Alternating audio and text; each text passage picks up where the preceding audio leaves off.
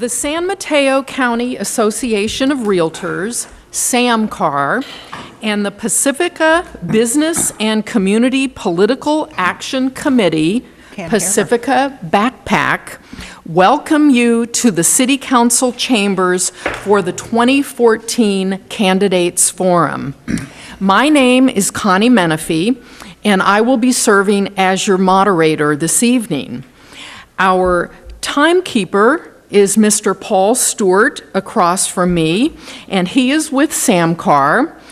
And to the right of me is Jim Wagner, and he is chair of Pacifica PAC. Oh, I'm not connected. At the dais are our 7 candidates running for City Council, seated via a random drawing that took place about 10 minutes ago. There are 3 council vacancies this fall. Please allow me to introduce our candidates. First, we have Therese Dyer.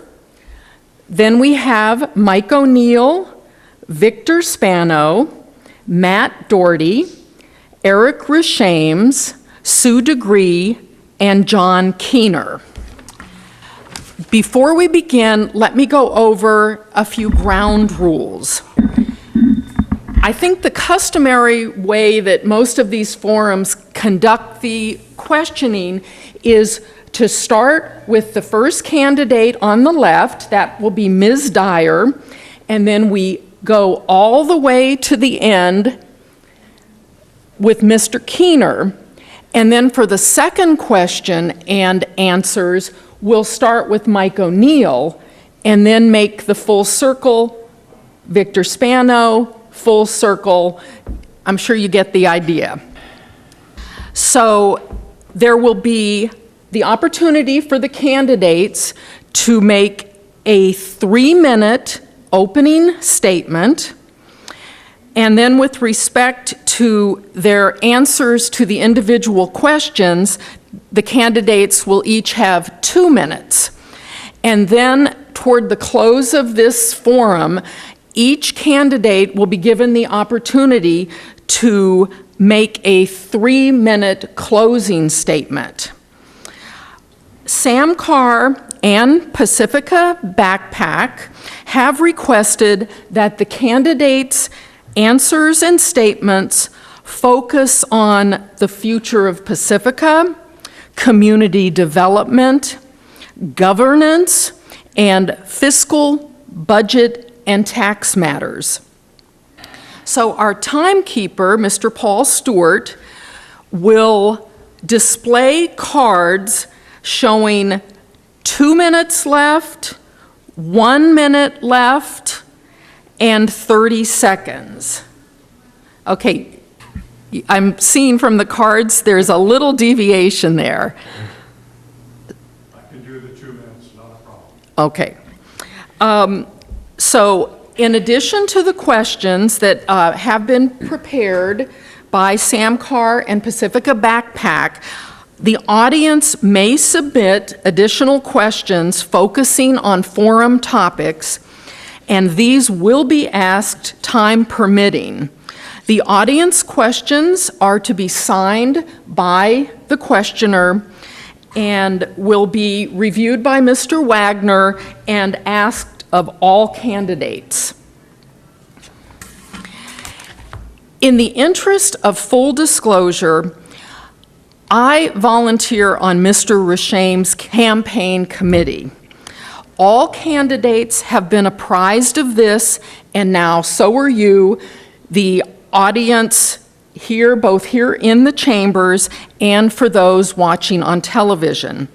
Let me assure you, I played absolutely no role in drafting or selecting the questions to be posed to the candidates tonight. My job is to adhere to the strict ground rules governing this forum and read the questions to the candidates. That's it. Without further delay, let's turn to our candidates for their opening statements. And we will begin with Ms. Dyer. Thank you for coming out this evening to question of all of us candidates. I would like to tell you that I don't have any special interest, that I'm the people's choice, I hope, for the future of Pacifica. I've gone to several city council meetings, and I've done a lot of research, both on the budget and the other things that are worrying Pacifica today. And what we really need is development. We need to bring revenue.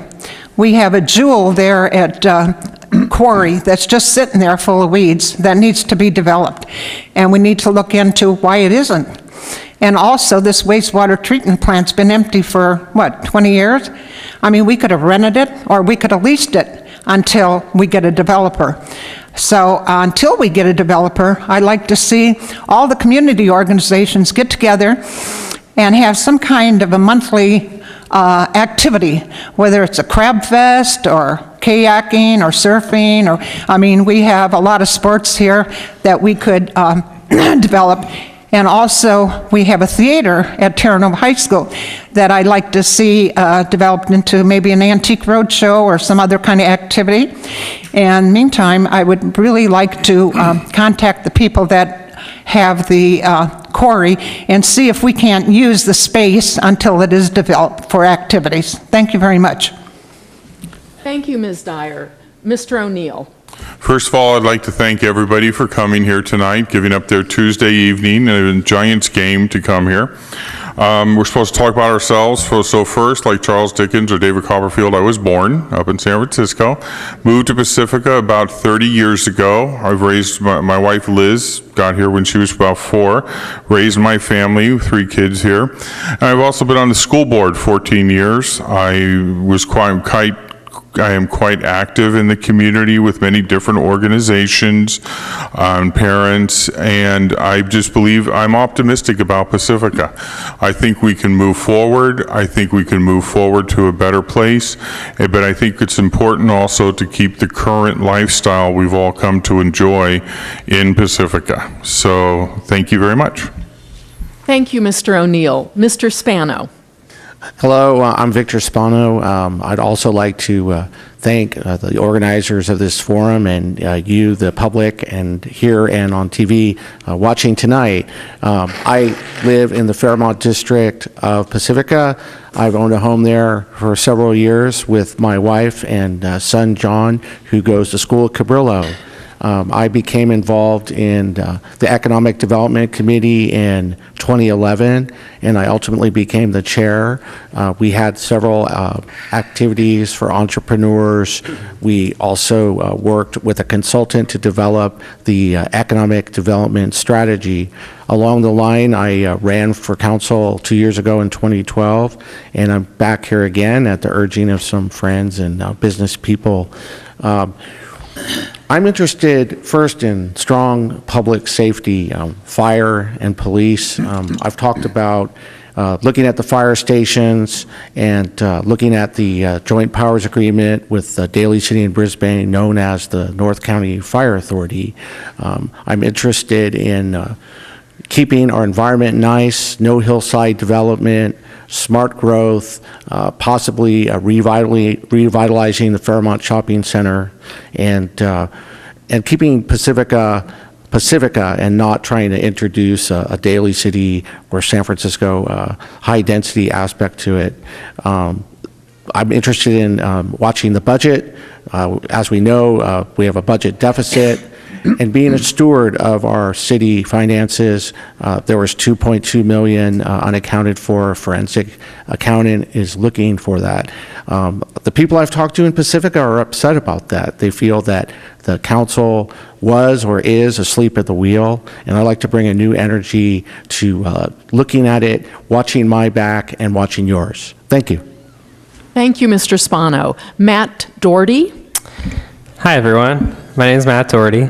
I wrote down some notes to help me out, but to start, I was born and raised in Pacifica.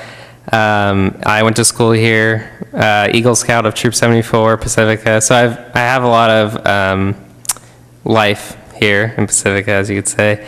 I never ran for city government or city council before, but I have some government experience over the past few years. I'm still learning. I'm enthusiastic to learn. I've been reading some past minutes for the past few years and attending meetings like the Water Board and City Council.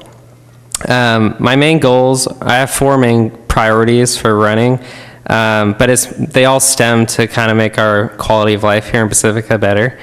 The first is the streets and infrastructure. That's one thing that is the most noticeable when you come into town and the most noticeable when you're leaving. And I've already started on this. On my website, you'll see that I have a street log, so you can log your own street or the street that you think needs fixing the most. The second thing is I like to protect our coastline and the land that we so value as Pacificans. Third thing is I like to attract new businesses and help our existing ones. Our existing ones are struggling as well, and I want to make sure that they have all the needs right there to stay successful in our city. And then the fourth thing is I'd like to manage a sustainable budget. Right now it's not in the best condition. It's getting a lot better, and I'd like to be part of the fix for that. Thank you. Thank you, Mr. Doherty. Mr. Rushames. Thank you for coming to this job interview. And that's what this is. This is a job interview. We're looking to hire 3 people to help run this city. It's not an entry-level position. It's a multi-million-dollar corporation, and you need some folks that know how to do that. I've been a member of this community for the last 40 years. I worked for the police department for 30 of those years. I've been a school board trustee for 10 years. I have a pretty good idea of what it takes to make this community work and what the issues are that face us. And there's lots of financial issues, and I think we all know them. One of the chief issues that a council member faces is not the big number, it's a small number. It's actually just arithmetic, and it's called adding to 3.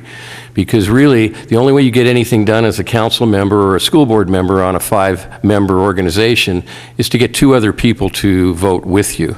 Otherwise, nothing gets done. So the ability to work collaboratively with your colleagues is the key piece to being successful as a council member, as a school board trustee, and I think I have a proven track record to show that I can do that.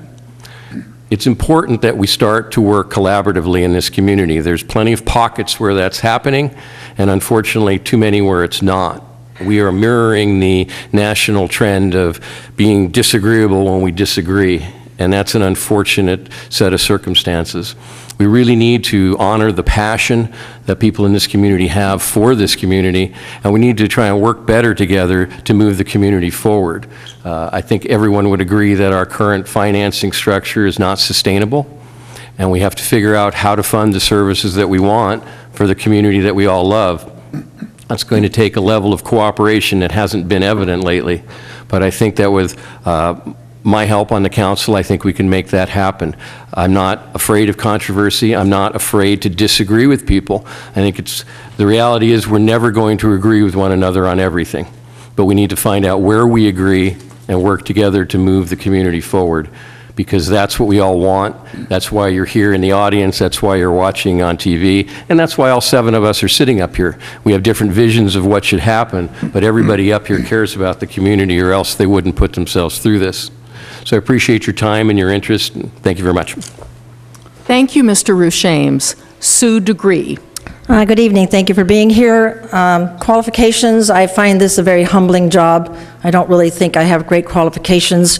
That's part of what government is all about. We're not looking for the experts of the world. This is not a corporation. I come from among you. What was the reason I first started? Because when you come up here and talk at a public hearing for 3 minutes, what in the world happens to that? Seems like nothing happens. And the biggest thing that we have all the time is revenue. My qualifications, I would say, is that I've been here for 3 terms, so I know the history. So if you want to believe that I was a crook doing things in the back room, you're not going to hear anything I say.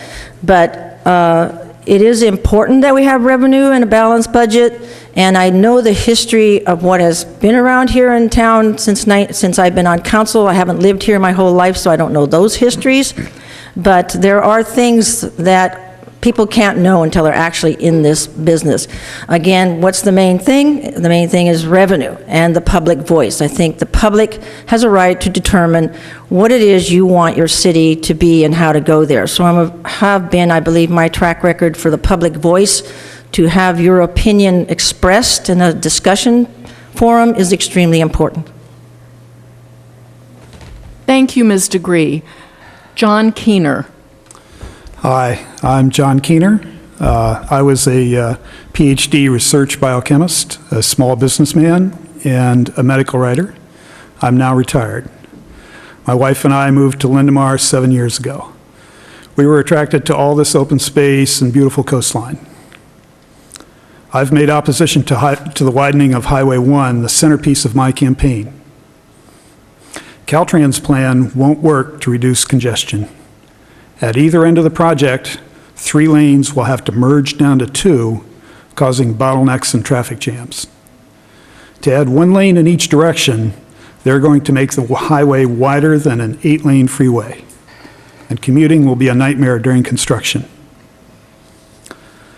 The price tag is $55 million, not from state or federal gas tax funds, but mostly from the County Measure A funds, paid for by countywide surcharge on our sales tax. To me, this is a waste of taxpayer money.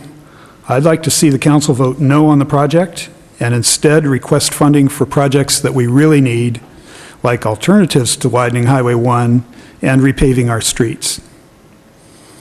In my opinion, the other major issue in this campaign is city finances. We're facing a $2.5 to $3.5 million shortfall for balancing next year's budget. This is distinct from the missing $4 million, which is mostly owed from one fund to another. I don't expect new tax measures to pass to alleviate the shortfall, based on the fact that the last 3 were soundly defeated at the ballot box. So the city will probably have to reduce spending.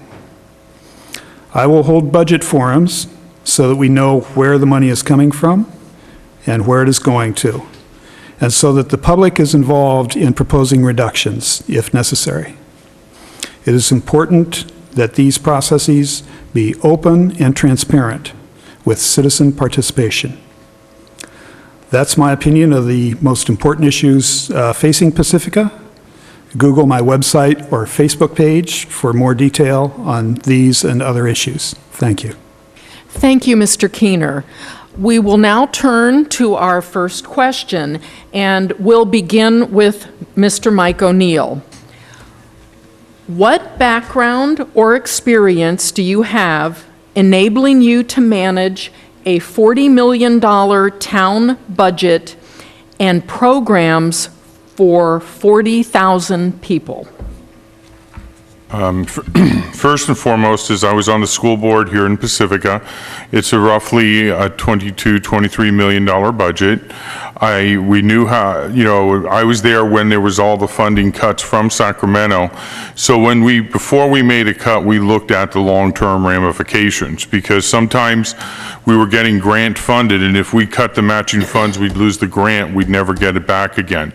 So I know how to strategically cut the budget if we need to.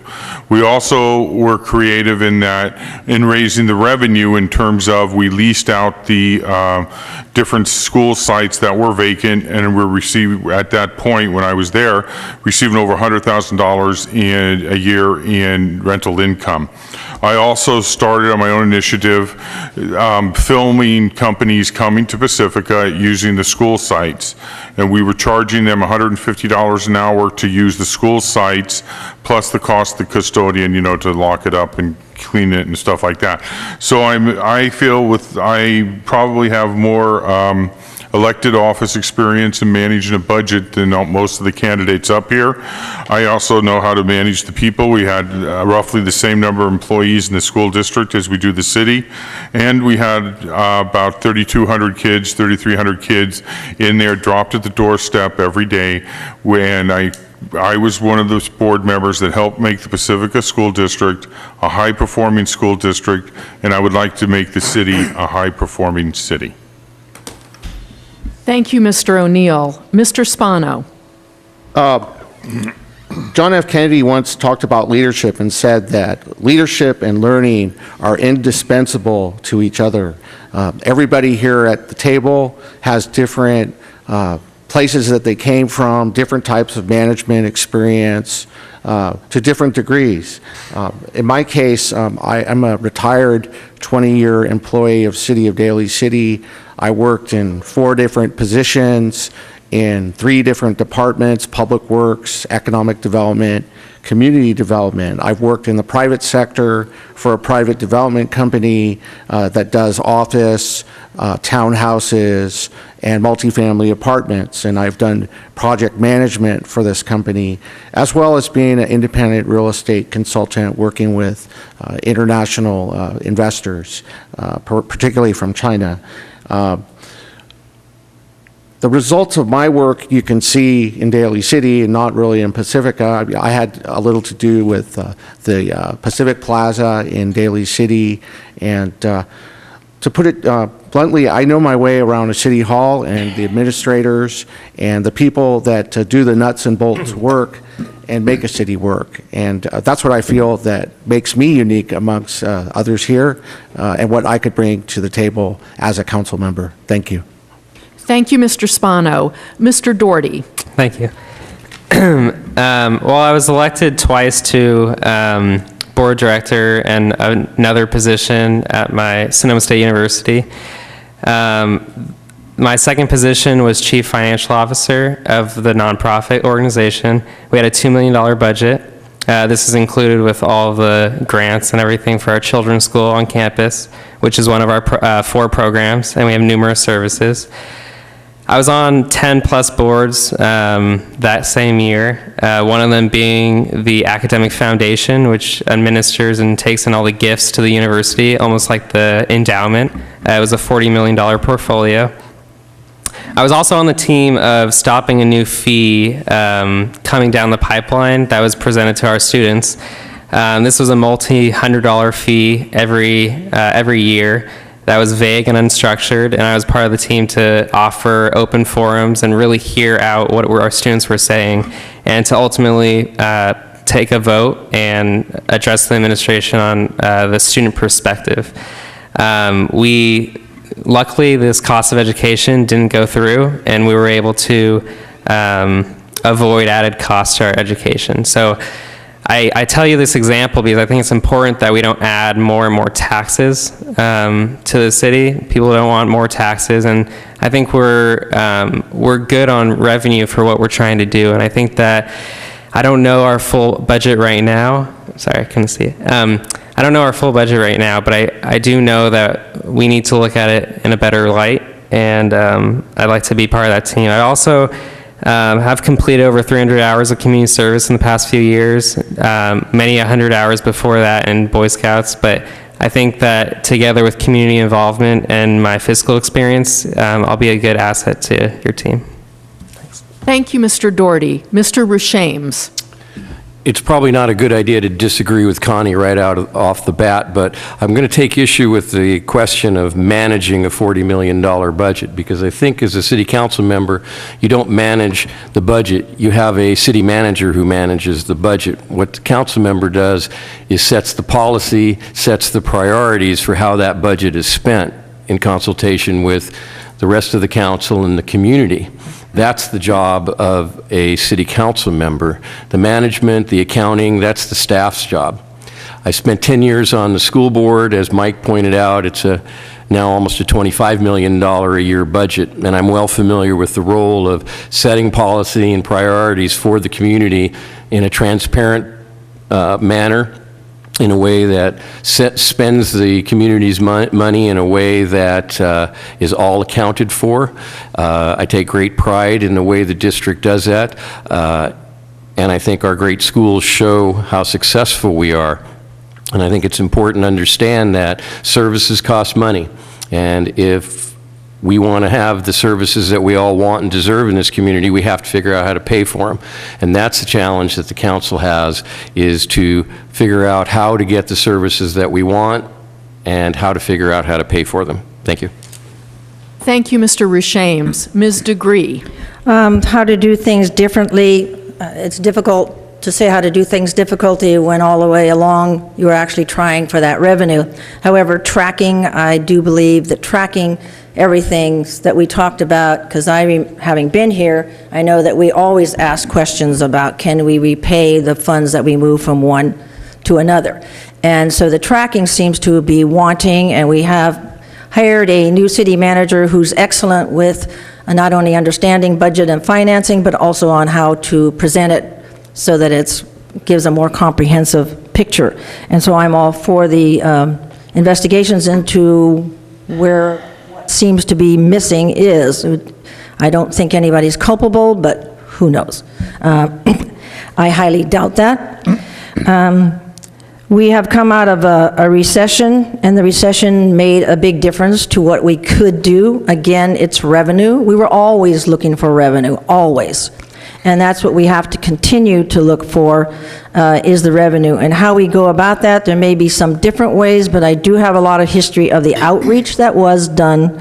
And I think did I answer that all that you asked for? Okay, that's good enough. Thank you, Ms. Degree. Mr. Keener. Well, I probably have less background and experience than whoever lost track of that $4 million. Meaning, experience doesn't help if you're asleep at the wheel. I ran a small business. If I made a poor financial decision, I lost some of that money. What we need are people on the council that treat the city's money with the same care as their own money. Thank you, Mr. Keener. Ms. Dyer. Hi. Well, I've never really been fortunate to be around $40 million, but I've attended every city council meeting here.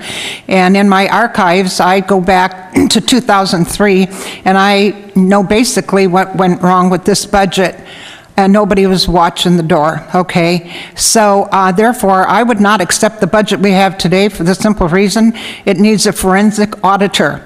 If not, the state ought to come in and really look at it. And I just will not accept it with the evidence that I have. So people can sit up here and say that they managed $40 million, but where were they when they were watching all the deficits go by? So I was a successful travel agent. I worked from my home for 18 years, and my first cruise, I had 93 people, and I was one of the top salesperson in the Bay Area, and got to go on the black tie dinner on the Costa Riviera to the Caribbean. And so I'm also a good negotiator because I negotiated collective bargaining for the classified employees when I worked for the school district. So I think those are two good qualities that I have, being a negotiator and a good salesperson. Thank you. Thank you, Ms. Dyer. So now we move on to question number 2, and we're going to begin the answers with Victor Spano. Question number 2. The city budget has a $4 million deficit. What are your thoughts on this situation? What would you have done differently, or what should have been done differently to minimize this deficit? Mr. Spano. The city of Pacifica has not been that successful in creating new revenue streams. And an example of this was last year's Measure V, which the council put to the ballot and was rejected by a majority of the voters. In formulating Measure V, the Chamber of Commerce was invited to be involved, and they could not work together and collaborate on something that they could agree on, and the Chamber did not endorse Measure V. The council itself, I observed, didn't really try that hard to get it passed. I didn't see anybody knocking on my door to educate me about yes on V or get me to vote for it. I worked against Measure V. What would I do different? I wouldn't put a tax to the voters unless I was willing to go out and campaign for it, and I would make sure that the rest of the council was willing to do that as well. Measure V was a failure. As I wrote in the Tribune about 3 or 4 weeks ago, the city's holding on to 3 properties that it could sell off to cure the $4 million that's missing. And these are Beach Boulevard, the Francisco parking lot, and the Courtyard. And I don't know why they won't do that. If I got on council, I'd hope to hire a broker ASAP. The argument's been made that the city's adding value by entitling the project. This is something that a developer should do and bear the cost for. I don't buy that. I've worked in the private real estate industry, and it often doesn't work when a city designs a project that is accepted by the market. So those are two things I do different. Thank you. Thank you, Mr. Spano. Mr. Doherty. Thank you. In regards to the $4 million deficit, I think all of us would say that we wouldn't want it to happen. All the budgets that I've passed have been, zeroed out, a balanced budget, and that's what I'm used to. So I think that I don't know enough about it to say what I would do differently. I know that due to the pensions and the situation that was with that, as I understand it, we had a commitment to them, and that commitment would take my top priority as well to the employees of our city. I think that the deficit didn't have to happen. There could have been some alternatives to be looked at. But like I said, I don't know enough about it to say how I would do it differently, but I'm already looking into it and to see what actually happened. Thanks. Thank you, Mr. Doherty. Mr. Rashames. My thoughts are similar to everyone else. We wish it hadn't happened, but we truly don't know exactly what happened, and I commend the council and the city manager for moving forward and bringing a forensic accounting on board to find out exactly what happened. And hopefully it is just transfers between funds that were not properly documented. Obviously, that should have been done better. I'm not big on spending a great deal of time on woulda, coulda, shouldas. I think it's important that we figure out what happened so that we don't make that mistake again, and that we put in whatever controls are necessary to ensure that that doesn't happen again. I certainly hope that it was nothing more than mistakes and not malfeasance or anything beyond that, but we'll find that out and then we'll move forward. Basically, we don't want to have a deficit like that. We don't know the extent of it. It's not the way to run the business, but it's here, and the council has to move forward. The next council has to move forward to fix it. So that's what we'll do, and whatever it takes to make it right, we will take care of that. Thank you, Mr. Rashames. Ms. Degree. So I go to differently again. Again, as part of the history, the outreach for development was strong. We even had a bus ride, 2 bus tours to all the available properties, and that included the private properties. We had several people for the Beach Boulevard. We approved, prior to this last council, we approved about 7 developments that didn't happen. That's not the fault of council. Regarding taxes, I think it's a misinterpretation to assume the public doesn't want any taxes. Who wants taxes? Nobody does. But council had an opportunity to, after 2 public meetings where the public said, why are you only asking for a half cent? Why don't you ask for a full? It was proposed to put it on the ballot. We only had 4 council members. It was blocked because 2 did not want to put it on the ballot, claiming that the public would think it's for the police department. I was among those that said, let the public put it on the ballot and let the public vote, because the public here is very astute and knows how to do its own research and make its own up mind. I repeat that that's been my mantra ever since I'm on. I'll continue that, because I want that for myself when I'm on the other side again. It's the public voice, the public right to know all things that's legally possible, and to have the right to question and research yourself and make your own decisions. So sometimes maybe this is like, is it all about the quarry development, and why didn't council run after those things? When I'm hearing that there's some education that's going to need to go on about what council members can and cannot do if you don't want to jeopardize your vote, if you don't want to jeopardize your whole felony career by Brown Act. Thank you, Ms. Degree. Mr. Keener. Well, it's not a deficit. The $4 million is accounted for in this year's balanced budget. That said, it is unacceptable to allow $4 million to go missing. Most of it was loans from one fund to another, which were never paid back. and no one knows yet what the money was spent for. The new city manager, who discovered the missing $4 million, is hiring a forensic auditor, and hopefully we can learn from whatever additional information is found out. The real deficit is probably $2.5 to $3.5 million. There's a $2.5 million loan to a redevelopment agency that no longer exists. The city manager expects pennies on the dollar to be paid back, if that. And the county ERAF funds may or may not be available, which accounts for another $1 million or so. So what do? I don't see any new tax measures passing, given that the last 3 were soundly defeated at the ballot box. I will hold budget forums where I will explain in plain English where the city money is coming from and where it is going. The public can make recommendations at these forums about reductions in spending if needed. It is important that the budget process be open and have public input. Thank you. Thank you, Mr. Keener. Ms. Dyer. Yes.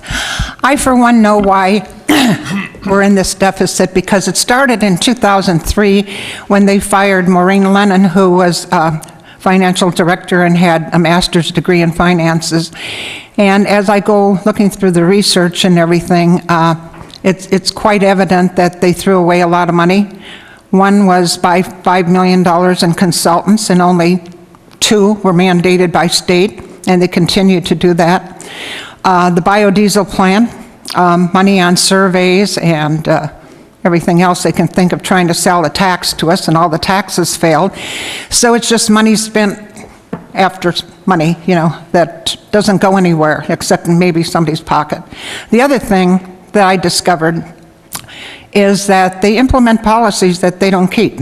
And one of them is a capital asset policy, where everything they purchase up to $5,000 needs a serial number and an inventory, it needs to be inventoried. And when I went to the orientation class at the police department the other night, I asked the question, and I was given an answer, and no was the answer. Thank you. Thank you, Ms. Dyer. Mr. O'Neill. Okay, the city budget, the question is, the city budget has a $4 million deficit. The $4 million is mostly the capital budget, not necessarily the operational budget. The operational budget is balanced, and but it probably will be running a deficit next year. Your thoughts on this situation? Basically, school board, we had to cut, when I first got onto the budget, was like $27 million, and we cut it down to $22 million. There were 16 people in the district office when I started at the school board. When I left, there was 9.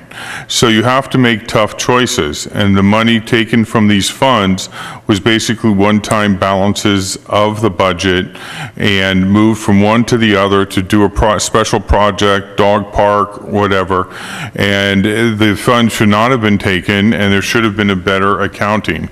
And that's why I've asked the city manager that the city council get at least a quarterly balance of all the budgets with the debits and credits to each of these funds. In regards to the Beach Boulevard project, some of the statements are saying that we should have sold it without getting the entitlements. That's a 2 to 3 year project process going through the Coastal Commission, and to get that, and a developer, once they know what is approved by the Coastal Commission, would take and be a lot more willing to pay for extra money for that.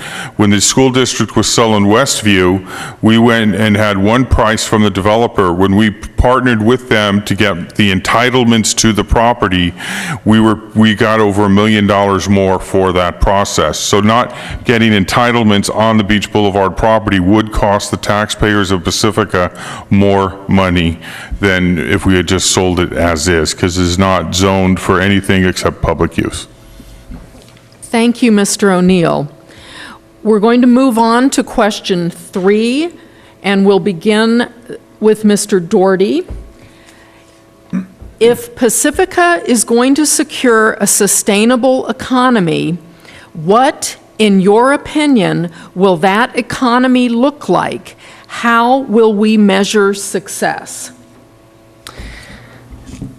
I think a sustainable economy for Pacifica would look what I envision it to look like is maybe different than what will actually happen, but I think that as long as Pacifica remains accessible, and that could, mean housing or the people that live here are able to work here, or vice versa. But I think that if that happens, I think that's a measure of success. I think 3 things that we can do better that will help us to achieve that goal is investing in our infrastructure. I think that this increases our the quality of life here. It will also increase the visits from visitors out of town. It will also increase the property values that, when you're living in Pacifica, you also need. The second thing is involving each organization that we can in different processes, whether it be a new development in the city and involving those who know best, the professionals or the organizations that have done research on the subject. Maybe it's the Realtors, or maybe it's another organization that just has the ability and the expertise way more than us, and asking for their feedback. Also listening to the people that live in the city and making sure that they are also heard, and that we don't just vote on what we think will be best for the city, but also what will be best for that. And the last thing is attracting new innovation and helping our local businesses. And I think all 3 of those things will really help us strive to our goal. Thank you, Mr. Doherty. Mr. Rashames. It's really not, unfortunately, it's not terribly complicated to talk about. It's just more complicated to do. We have property taxes, we have sales taxes, we have some other miscellaneous taxes that come our way. We can increase property taxes if we have more housing.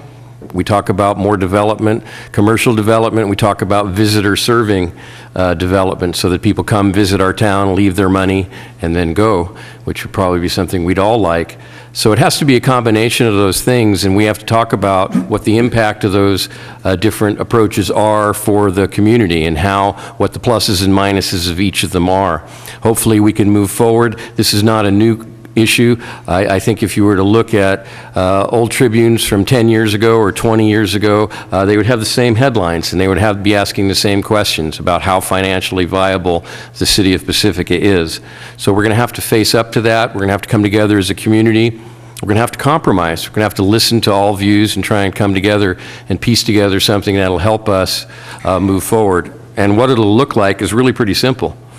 We won't be having these discussions about budget deficits. We won't be having a discussion about cuts. We'll be having a discussion about what we can do with additional revenue to improve the community. So it'll be pretty clear when we've succeeded. Thank you. Thank you, Mr. Rashames. Ms. Degree. We're on number 3, sustainability, right? Yes. Okay, thank you. What will the city look like? The city will be able to have a budget, fix those potholes, have a healthy reserve, and not have deficits. I repeat again, that comes to revenue. And every council I've been on, it's revenue, revenue, revenue. And I mentioned that prior to this present council, we did have developments that were very promising and just didn't come to happen, not because of council, because of a recession. Even in the recession, some lots have recently been bought on Palmetto. There's been new restaurants in the Manor and the Fairmont area. From my point of view, developers and those folks and those kind of businesses that opened up, they see the value and the asset of a coast. Being a destination and how we get to that for the near as well as the long-term revenue will bring in other types of things. Maybe even we could afford to make a startup place for startups to come. They can't afford to build their own building. Part of the thing I'm thinking that's missing, if I put all the questions together, is that we haven't tapped into our history. Was that a stop or 2 minutes? We haven't done our history and culture. Our history and our culture, our arts and theater, they bring in people from all over already. Our sports bring in people from all over. I don't believe we've figured out how to do it, and that's complex for a council, and it takes, especially in our city, trying to get everything done with all of us, not to do one thing that will hurt others. So. Thank you, Ms. Degree. Mr. Keener. Pacifica's major industry is tourism. Day trippers and for longer-term visitors, people staying in hotels. So why do people come here? For the same reason that most of us moved here: the hills, the coastline, the beaches, and the cooler climate when the rest of the state is overheated. Whether they walk or mountain bike or simply sit and soak up the view, the essential thing is the view. So how do we take advantage of that? One hotel manager told me recently that they're pretty much full on the weekends. It's during the week that they have vacancies. That tells me they're not competing well with the downtown San Francisco hotels.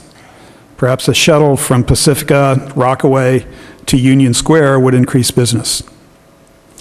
We have beachfront real estate, but only a few restaurants on the water. The Beach Boulevard project on the old sewage treatment site, i.e. here, has plans for one, but is hindered by the smell from the sewage pumping station on this site. So that has to be solved. Perhaps a few other cafes along the waterfront catering to the pedestrian population. Perhaps some zoning changes to allow those cafes. One idea the Economic Development Committee has been trying to promote is sports championships, soccer and baseball, etc., teams from all over the peninsula. Hungry kids have got to eat, and they have to eat in our restaurants, and sometimes they have to stay over in our hotels. So all of this comes with a caveat. Sales tax is $1.5 million annually, or about 3% of our revenue. Hotel tax is about $1.2 million, about 2% of revenues. So an increase will help, but it's not going to save us. Thank you, Mr. Keener. Ms. Dyer. Yes.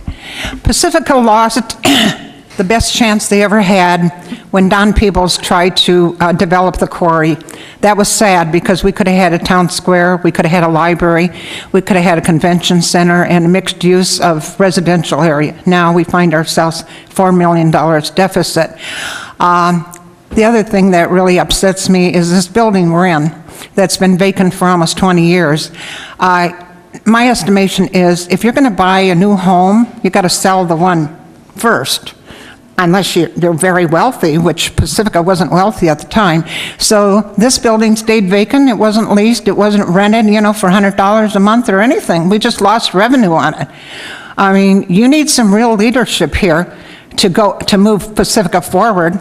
And I mean, you need to contact people with money, like Silicon Valley and some of the other areas. And when I was interviewed by the Labor Board, I said, well, our economy, our environment is not our economy unless we build a desalination plant.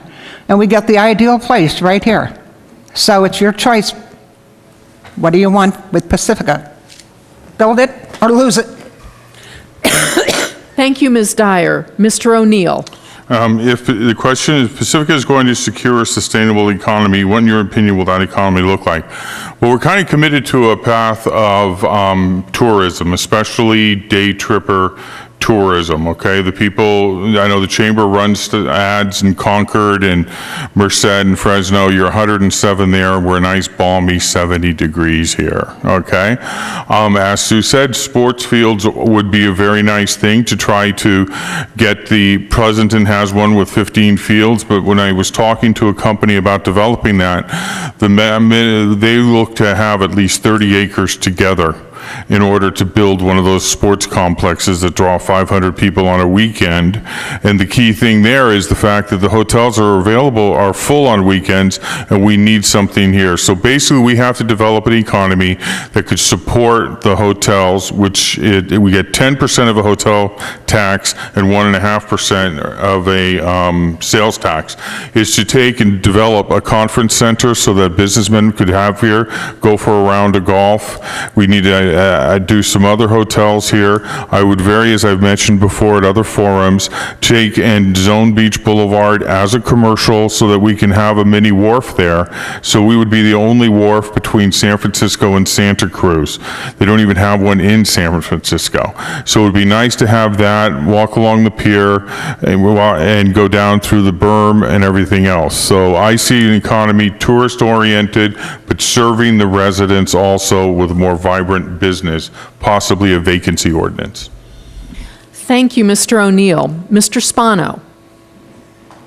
Earlier this year, or late last year, the city went through the motions of having an economic development strategy authored, and on the Economic Development Committee, I helped work with the consultants, and we came up with a product that was only, the report for it was accepted, the product was not adopted. It should be adopted and it should be implemented. A part of that strategy is, as everyone else has said, hotel rooms. I feel that the development of hotel rooms is a low-hanging fruit that we could easily grasp, and the Chamber has done an outstanding job of promoting our city, which in turn generates room nights to our hotels. I have a friend in the Rotary Club from Wisconsin who comes to Pacifica every couple of years. He absolutely loves Pacifica, and I think there's a lot of people out there, both domestically and possibly internationally, that would also love Pacifica if we continue to market to them, particularly the countries that are sending a lot of tourists here: Brazil, Russia, India, and China. If we could double the number of our existing hotel rooms, or within that number have bed and breakfast rooms, or have Airbnb rentals, we could work with the feds and the state authorities to drive transient occupancy tax with that. That would be great. We need more tourist attractions. I wrote to the Tribune last year about all the traffic going down to Mavericks. We need to capture that. It could be a sign, "Stay here in Pacifica," put on one of the bridges. We could also track the participants and spectators for Dream Machines. We could have our own car show, like Woody's on the Wharf in Santa Cruz, by the sea with food trucks. It would be great. Not too long ago at the Gold Gate National Recreation Area in San Francisco by Sutro Baths, they opened a visitor center, a GGNRA visitor center. I'd like to work with Jerry Hill and Jackie Spear and any authorities to try to bring a GGNRA visitor center down here to Pacifica, ideally right in Rockaway next to the chamber offices. The visitor center itself would be a tourist attraction, and it would sort of have a spillover effect to our hotels, restaurants, and make our economy more prosperous. Thank you. Thank you, Mr. Spano. We're turning now to question 4. It will be directed to Mr. Rushames first. Now 57 years old, Pacifica has no main street. For 16 years, the Beach Boulevard property has been vacant, generating no revenue. Had Beach Boulevard been completed in prior years, we arguably would have no deficit today. What leadership can you bring to this Beach Boulevard, Palmetto, Main Street project? Mr. Rushames. Thank you, Connie. The leadership I can bring to the project is the leadership to continue the leadership that I've already shown in being involved in this project for the last 3 years. As a member of the Library Foundation, I've worked with the city and the county to move the project forward. So I've been a part of this project since the beginning. And what we have, and we're almost a month away from going to the Coastal Commission for what we hope will be the final approval of the project, is a mixed-use hotel, restaurant, condos, and a new library for this site. And once that happens, we'll have a viable destination in this neighborhood. And the library studies have shown that libraries bring in 4 times the dollars spent. For every dollar spent, $4 are brought in. And it becomes a destination site and somewhat of an anchor tenant to help develop Palmetto as a main street, because you're going to have many people coming in. The new library is projected to have community room about this size that would replace this, that would be used not only for council chambers, but also be available during the week for rental for that hotel, for meetings, for groups, to generate revenue and help make this a destination that we're all looking for. So it's an exciting project. It's a complicated project. Sometimes in campaigns, there's a lot of rhetoric about how simple it is to fix things. Unfortunately, that's not the case. If it was that easy to do, it already would have been done. These are complicated projects with many agencies involved, and they take time to bring to fruition. And we've made some great progress, and hopefully in the next few months, we'll be able to move forward in some dramatic changes to this site. Thank you, Mr. Rishames. Ms. Degree. For number 4, Beach Boulevard. As mentioned before, we actually did have several development projects for here, and the economy just didn't let it go. In 1999, we had a citizens forum where Brown Fields and J.C. Penney funded that, when the economist there said if you went ahead and did what the residents wanted, and the planning commissioner said every I was dotted and every T was crossed. It was about the Pacifica Ocean Discovery Center at this site. The financial people said, if you do it, people will come in good times and in bad times. And I feel badly that we didn't do it. However, there was a concern that it was a public proposal and that the public would not be able to get the money to get it going, so they opted to go for the Hotel Conference Swenson. After Hotel Swenson project, Marchetti project came. What was delightful about that was that it was liked by the residents as well, and it could have brought in $5 million a year. That would have been nice. So Beach Boulevard is very important. I'm concerned about it that with sea level rising, I don't know what developers think about that. I think a creative person would, figure out how to make it really exciting. That we've done all the hard work so that a developer can just come and look at it and determine what they want to do, include the library or not. But it's not that we haven't gone out there and tried. So we're open to it still. That's it. Thank you, Ms. Degree. Mr. Keener. Pacifica is spread out in a thin strip along the coast. No main street has emerged. Instead, we have several business districts like Manor, Eureka Square, Rockaway, and Lindemar. I think it's foolish trying to make a main street on Palmetto where there's no pedestrian traffic. All the people are walking 1 block over on the coast on Beach Boulevard. The main problem with the Beach Boulevard project is, like I said earlier, is that the sewage pumping station right next door to us now can't be moved and it smells. So the first thing to do is solve the smell issue. Trying to sell the property before we solve that, means we won't get top dollar, and we're still going to have to solve the smell issue. The current plans call for a hotel and restaurant on Beach Boulevard near the water, a bunch of condos, and the new library furthest from the beach on Palmetto. I like the hotel and especially the restaurant. I don't like the density of the condos, but I recognize that I'm one voice among many.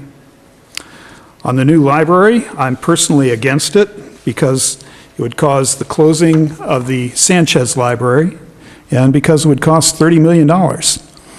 But I'm open to a vote on the $30 million bond issue for the new library because I think this is a decision that all Pacificans should decide.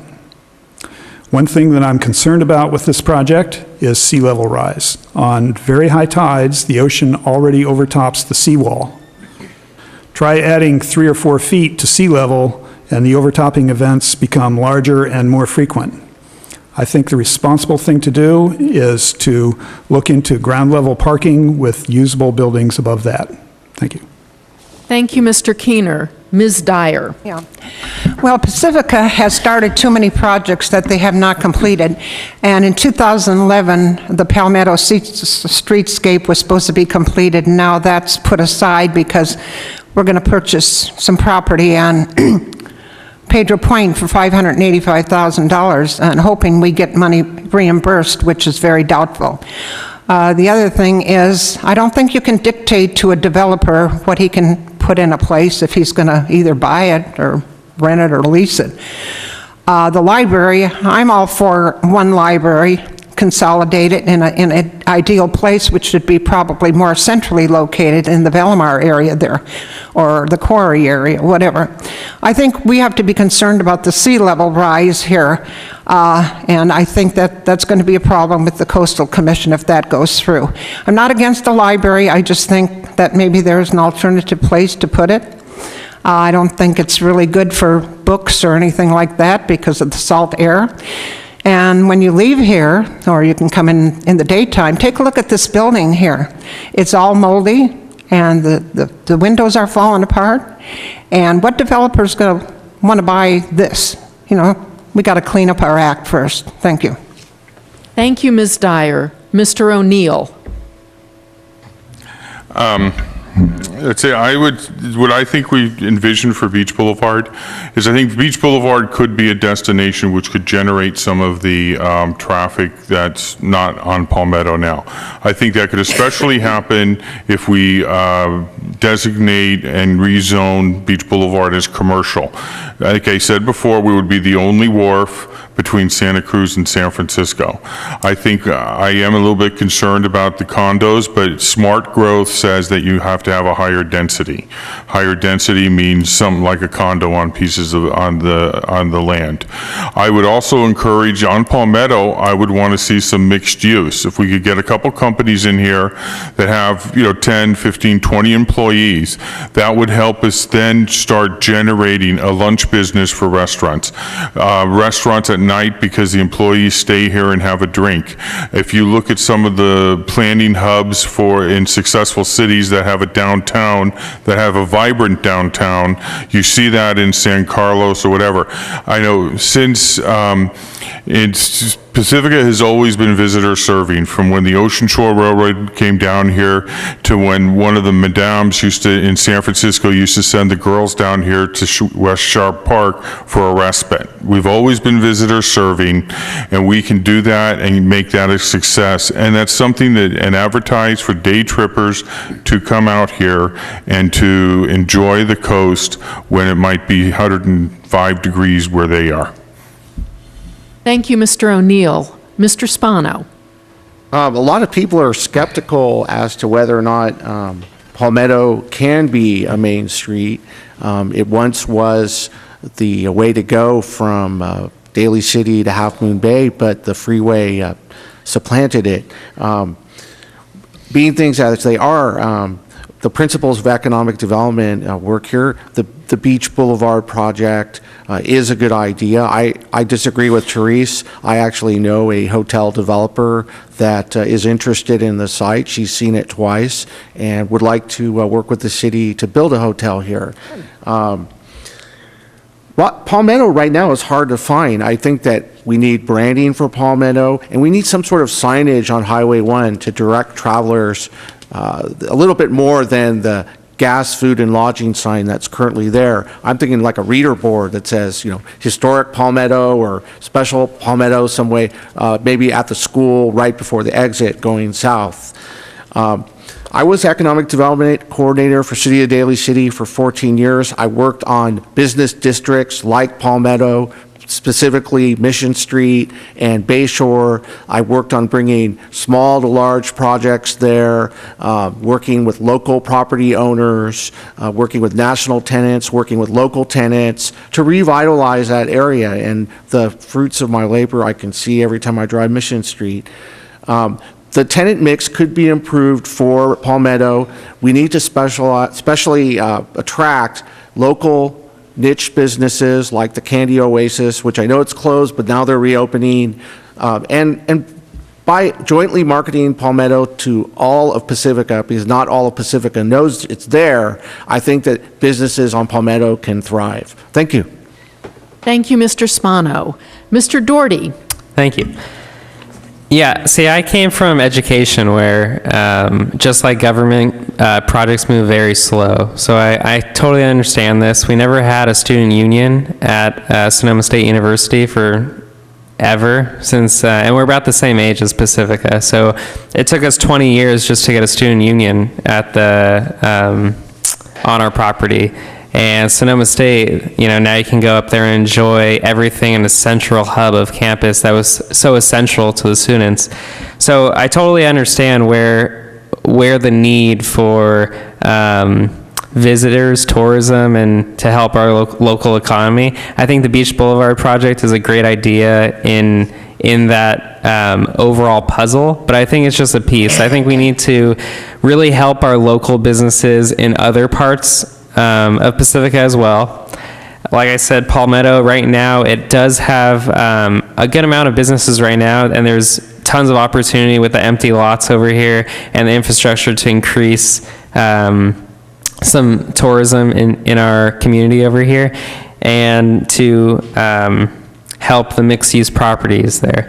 I think Manor to Fairmont to Romulo Plaza, I think all of them in Manor all the way to Lindemar can use a little help, and because our true downtown, I think John Keener mentioned it, is Highway 1, and I think that if we display Highway 1 proudly like we are Pacifica and have things, on the left and right and nice, I think that Beach Boulevard is a great project to start with, but I think that it involves a bigger thing. Thank you, Mr. Doherty.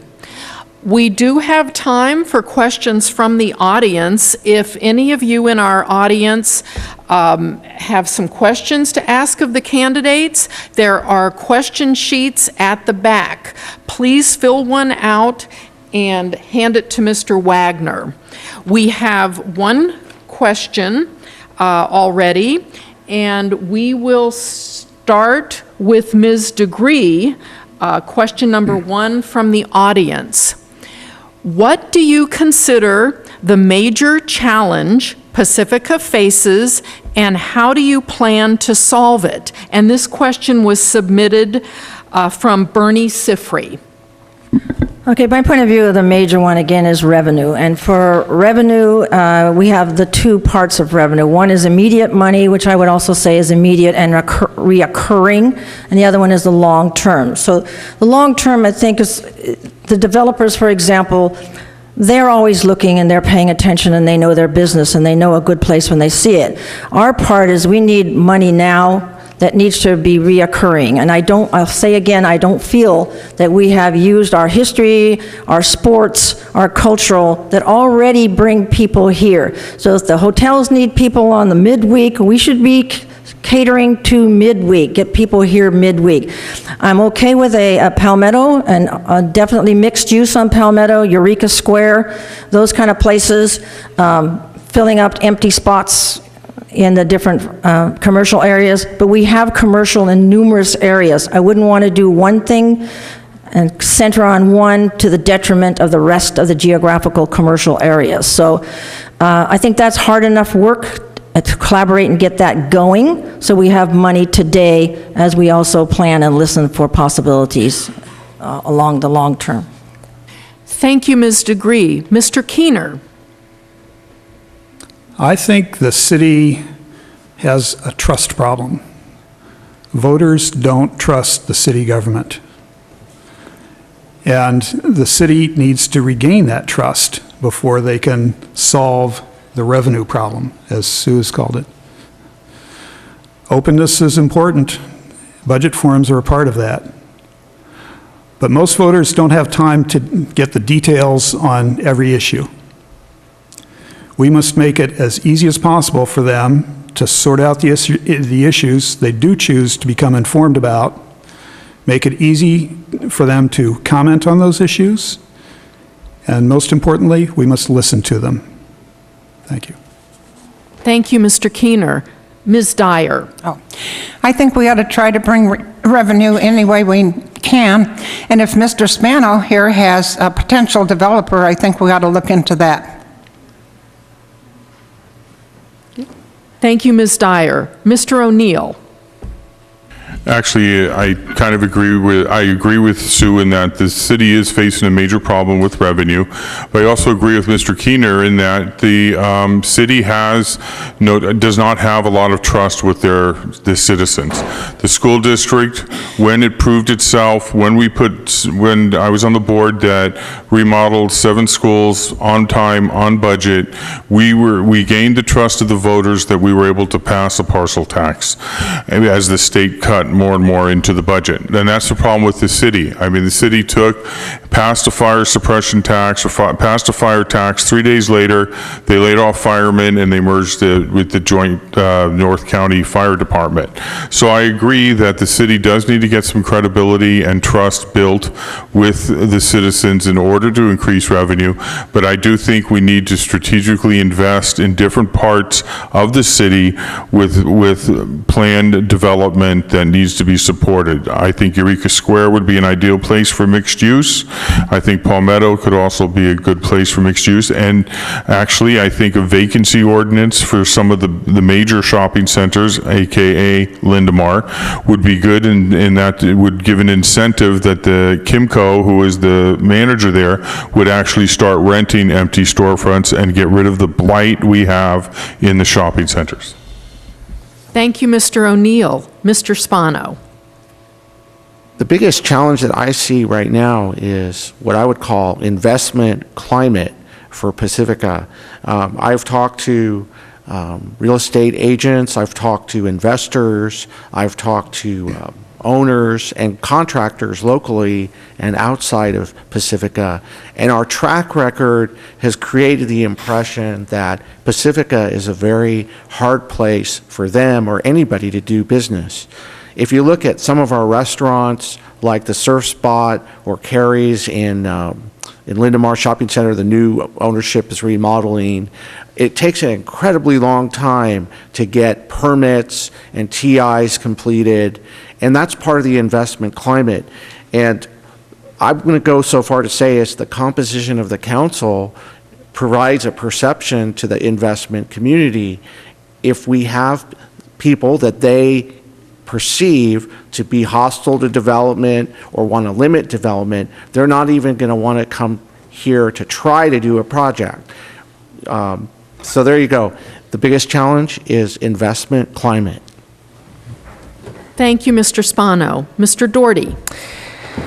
I think our biggest challenge has the easiest solution, and like many of us have alluded to, I think that is just to simply listen. I think that listening is free, and it's has a lot to do with listening to the experts, listening to professionals, listening to the people that live here, and that they know best. I think that holding open town hall meetings and allowing input and discussion on many of the items that are brought forth to City Council can just be a start. I think that transparency would be key. I've already started on this myself by displaying all my finances for my campaign and all my donations on my website.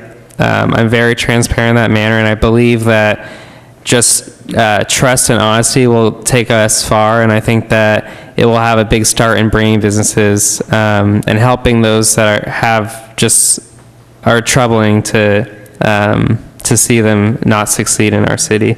I think that also we can help change spending a little bit and spend a little bit more efficiently, take a deeper look into what we're actually spending money on, and if we can find some lower cost solutions for that. Thank you, Mr. Doherty. Mr. Rashames. Would you mind reading the question again? Absolutely. What do you consider the major challenge Pacifica faces, and how do you plan to solve it? I think that everybody up here has alluded to its finance, its revenue, its trust, but it's also our vision for this community. We have the general plan review in progress now, and that's a process that hopefully will include the whole community, because we really truly have to decide what we're going to be about, not just this year, not just next year, but 5 years from now, 10 years from now, 20 years from now, and the decisions we make influence where we go and what we become. Every choice we make has a consequence. Some of them are unintended.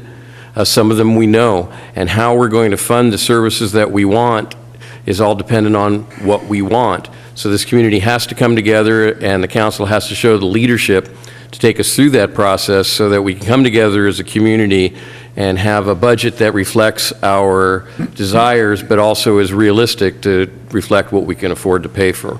And I think that comes from the people that sit up here, the three people that are sitting, you will choose three of us to sit up here to join Karen and Mary Ann, and we'll have to decide how to do that and show the leadership and build the trust back with the community to move us forward. Thank you. Thank you, Mr. Rushames. We have another question from the audience submitted by Shirley Gibbs, and we'll begin with Mr. Keener. In 2012, the 5-year sewer service charge plan was approved by the city. In 2013 to 2017, there was an increase of 17%. Years 2018 to 2022 show a proposed increase of 16%. In years 2023 to 2027, the proposal will show an 11% increase. This is an increase of a whopping increase of 44% in a 10-year span. Will you, as a candidate, place sewer reform at the top of your agenda? Mr. Keener. Okay.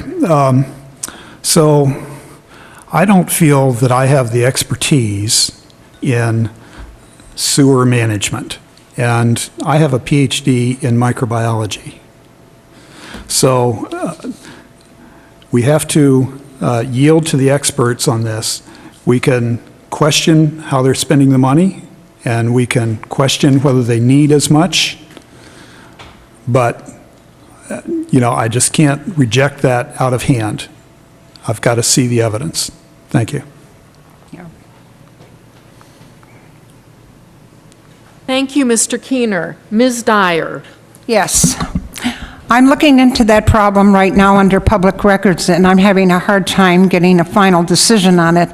But I will take action on it and soon if I don't, because actually it should have went on the ballot instead of just voting by mail like they did with a piece of paper. And I think it's a violation of 219 where they could only increase it 2%. And also, they're in violation of the Deerhorn decision, what happened in 2006, where they not only attempted, they already have transferred money from the enterprise fund to the to the general fund to pay off the pension bonds. That's illegal, They're violating a state law. So I'm looking into it. Thank you, Ms. Dyer. Mr. O'Neill. When we built the sewer plant, I'm not defending the finances, okay? That was done long before I was on council. But a lot of the finance, I distinctly remember the city engineer sitting on TV and saying that they were backloading the cost of the sewer treatment plant. It was, I think they spent $65 million on it. $65 million is, it isn't manna from heaven that just falls out. It has to be paid for. They borrowed state loan and then they borrowed in the bond market. We are in the process of refinancing some of the debt that we can to try to save. I think it was around $1 million we were going to try to save with that. But the problem is this: a lot of these decisions and costs were backloaded when they initially designed the financing for the plant, and now they're all long gone. But we are stuck with making the decisions.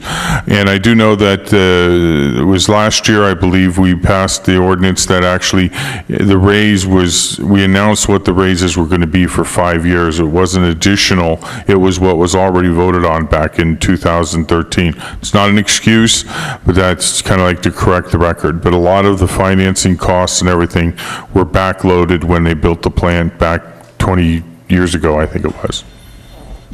Thank you, Mr. O'Neill. Mr. Spano. During the course of my campaign 2014, I visited 1,700 and some households in Pacifica, and the issue of the sewer tax by far is the number one complaint. The guy that wrote the letter to the editor, Mr. Ward from Crosby, I already talked to him.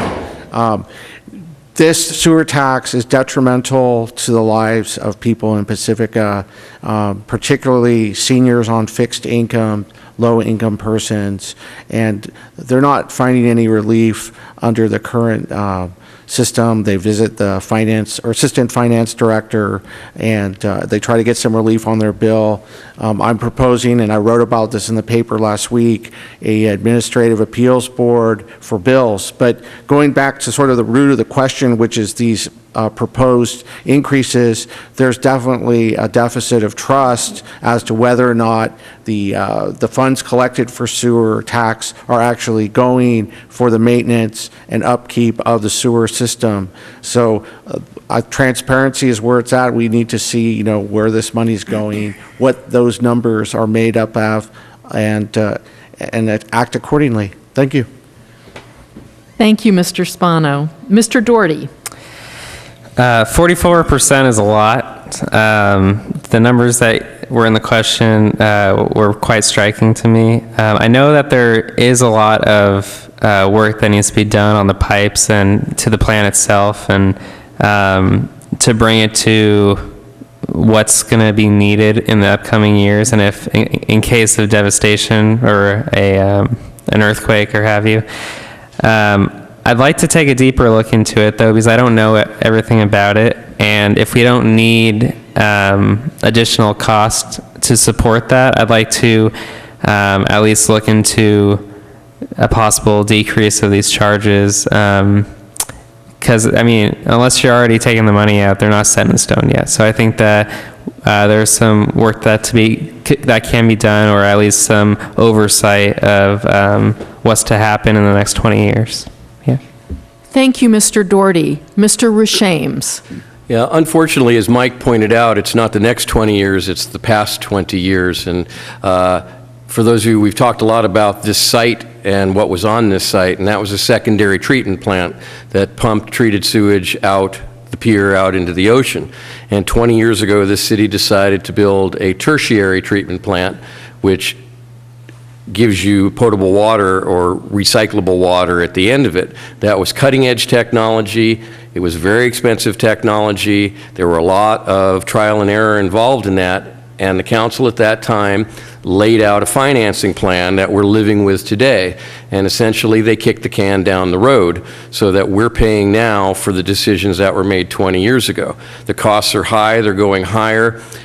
I'm certainly open to looking at it and seeing if there's some way we can mitigate it, but unfortunately, we're paying past due bills on a treatment plant that was brand new, state-of-the-art then. It's still working now, and I think it's working better, and I think tertiary treatment plants are what are currently being built. So we are fortunate to have it, but there's a price tag that came with it, and we have to figure out how to pay for it.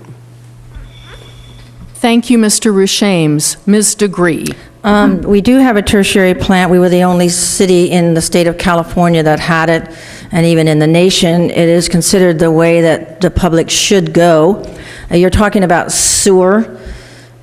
That's contaminant. Our plant is really in good shape. They're doing well. It's something to be proud of. I applaud the people that were visionary enough to do it. Even in our family budget, sometimes we have to push things down a little bit. But my concern is, and I think you've all heard about it, is our sewers, our sewer laterals. If we did have that revenue that we would like to have, we could help our citizens to pay for sewer laterals. The problem is, I've been on council, and twice now, happens to be both times I was mayor, the whole ocean side went down.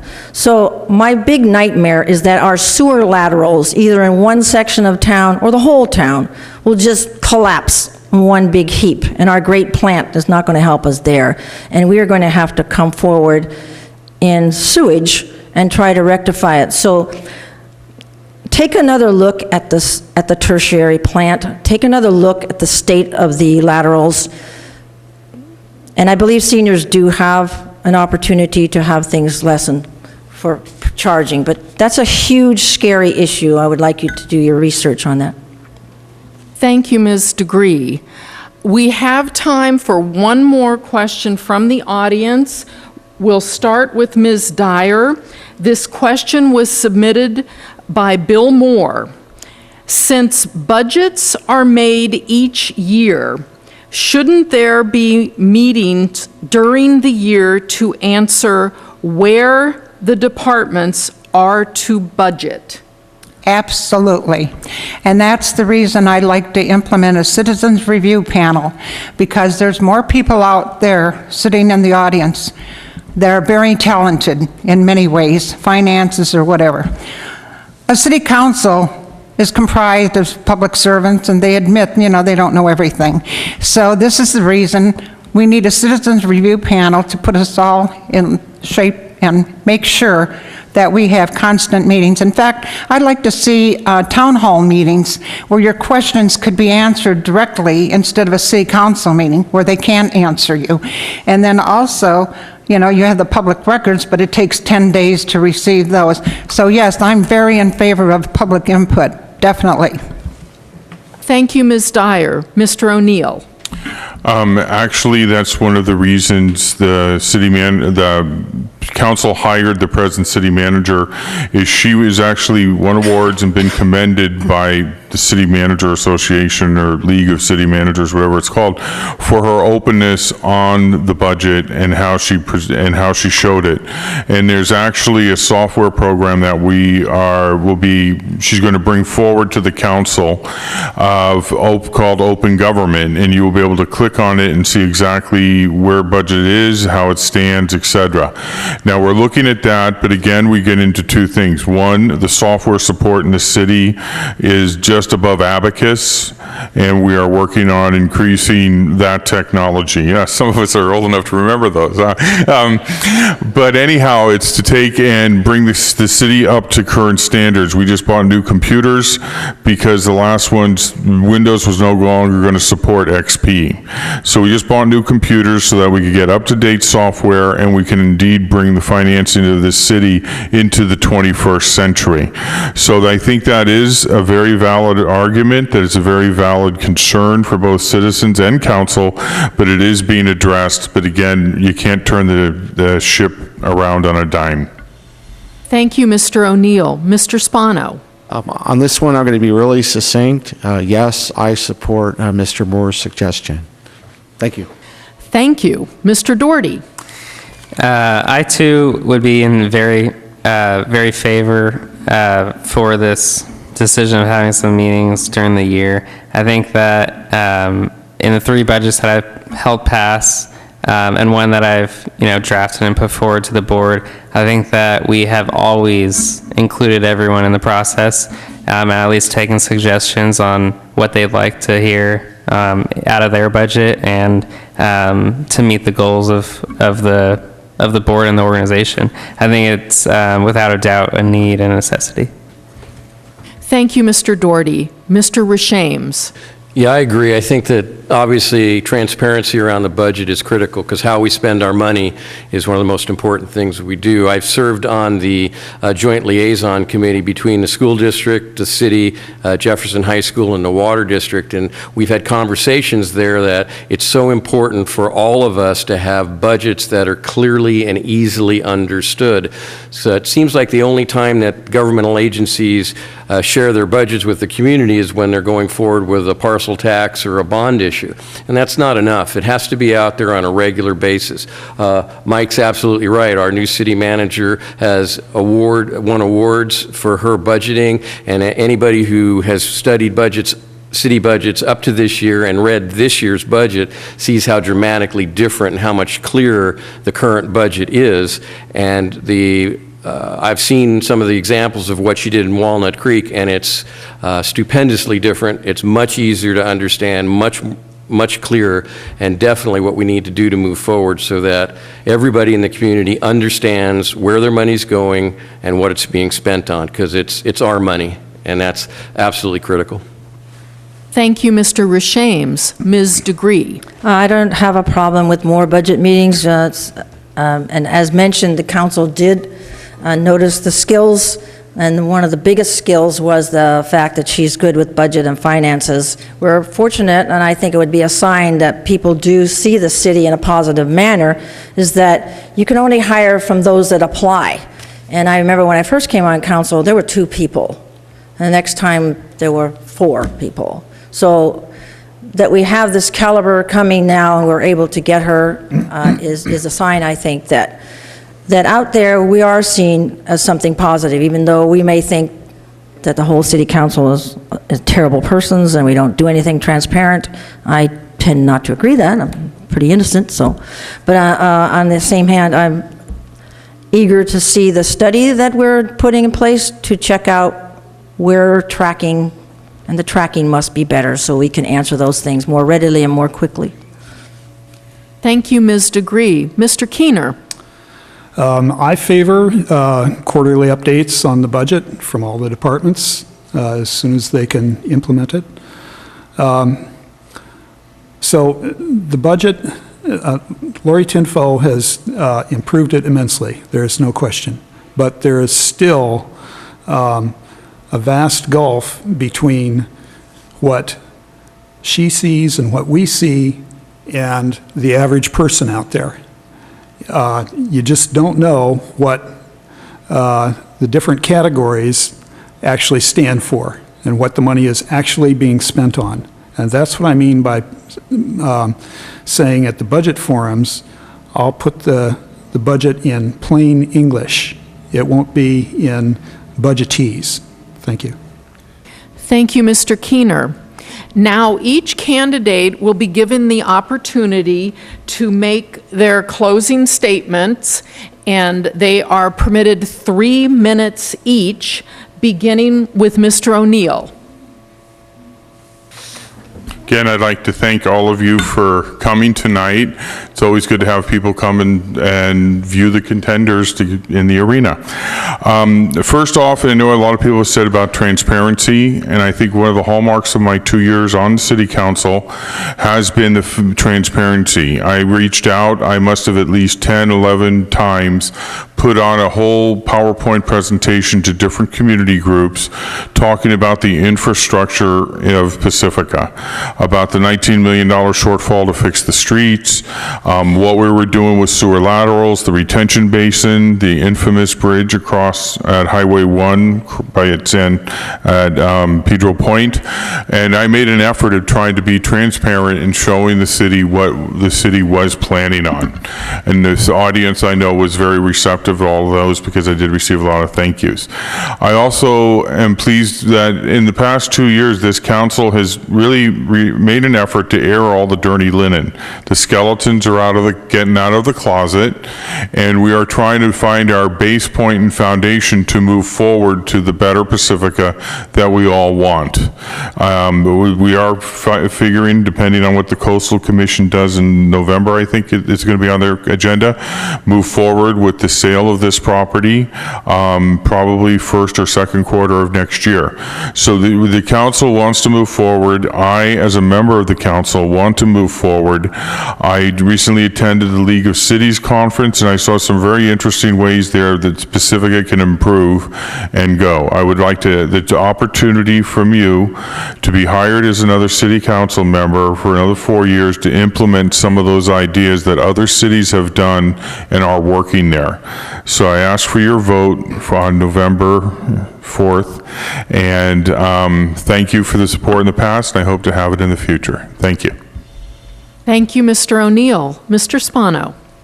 I'd also like to thank the audience and the Realtors and the business community in sponsoring this event.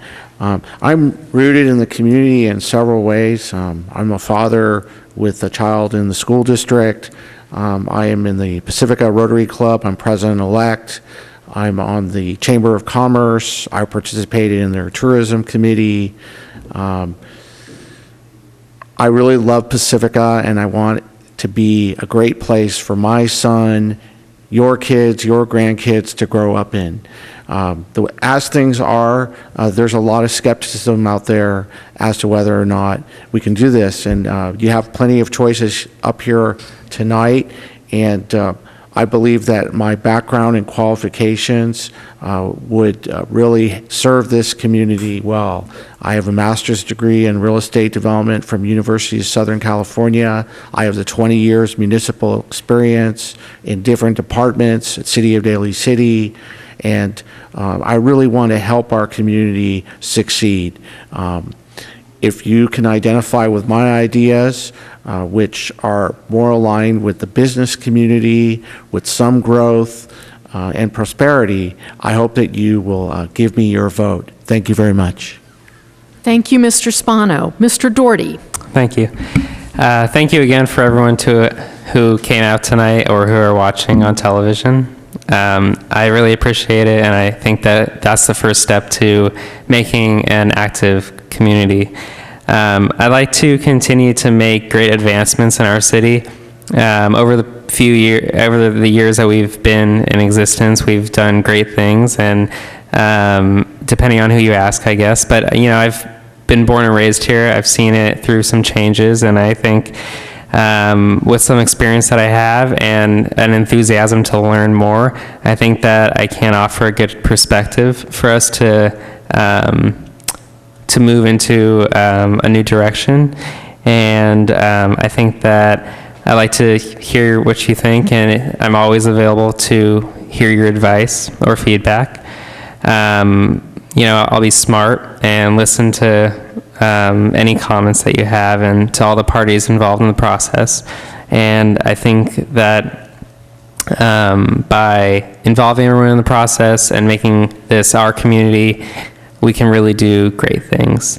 I'll be at the Fog Fest. I'll be scheduling some stuff around the city, so if you see me, don't forget to say hi, and I appreciate your vote. Thanks.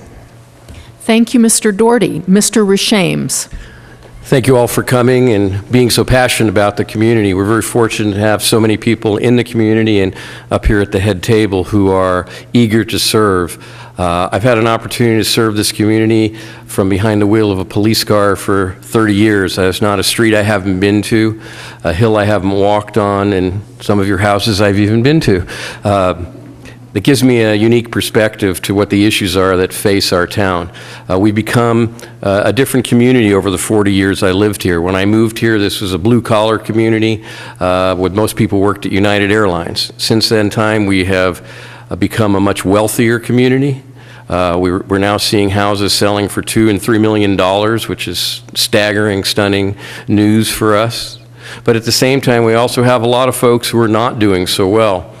We have 40% of the kids that go to Sunset Ridge are on the reduced lunch program. That means that their families fall below the federal poverty line. There's a lot of folks that are just barely hanging on in this town that are the other side of the great wealth that's come to this town. But we all have to work together. We have to listen to each other. We have to understand that we can disagree without being disagreeable.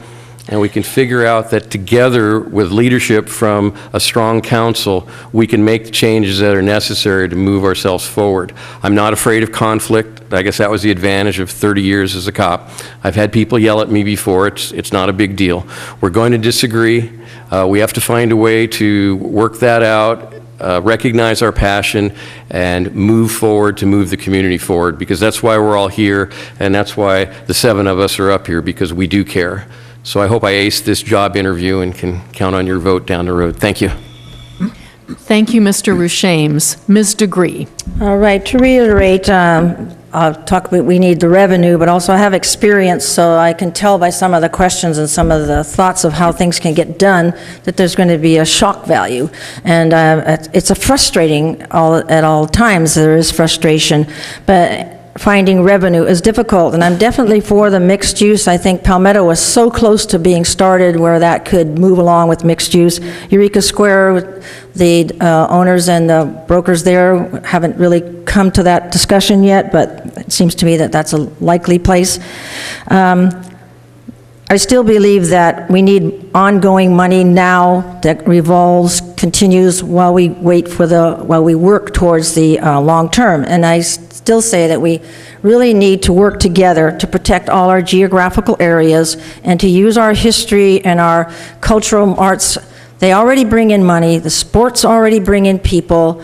How we can get that to help all of our whole town geographical areas. So it's the revenue and creating a destination, because destination will lure people in. I think outsiders already recognize the value of this city. I think optimism and working together is important. If we constantly think that things aren't going well, the city has actually addressed like the permit forms and things like that. These things have been done, and the public, you deserve to speak. And Highway 1, there are 21st century solutions to congestion management. I really fear that that construction for a widening will really jeopardize our economy, both the near and far, and our environment. So I hope you're open-minded enough to look at these things, do your own research, and check it out.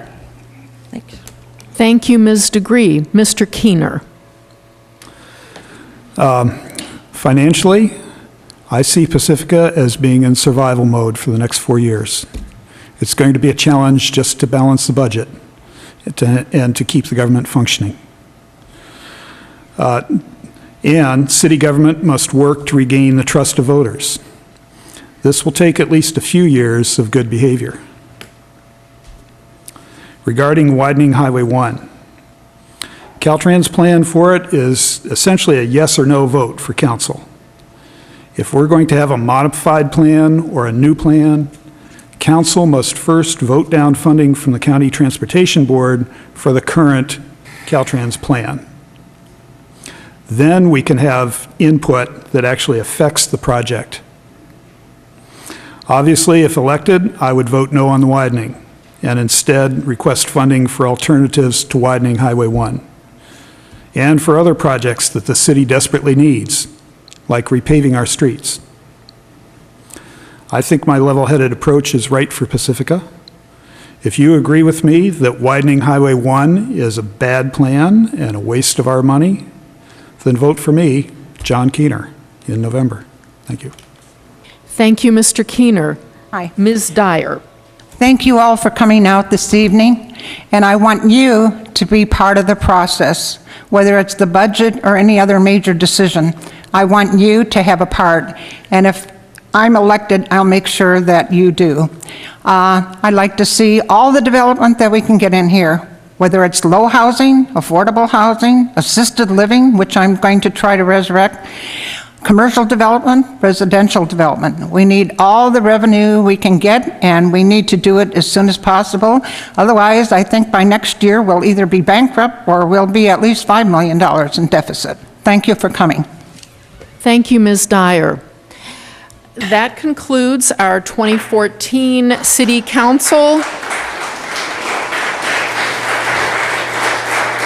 Candidates Forum. I, too, get a quick closing statement. I, too, want to thank the San Mateo County Association of Realtors and the Pacifica Business and Community Political Action Committee for sponsoring this forum. I also want to thank Channel 26 for televising it. And I want to thank the audience for participating in this demonstration of civic pride and responsibility. Thank you, many, many thanks to all the candidates up there for their willingness to share their time and talents to make Pacifica a better place. Thank you. And I also, for your information, want to tell you that the Pacifica School District Board of Trustees is sponsoring a candidates forum on September 30th at 7 p.m. at Ortega School. And finally, regardless of which candidates you support, get out and vote on November 4th. Thank you very much.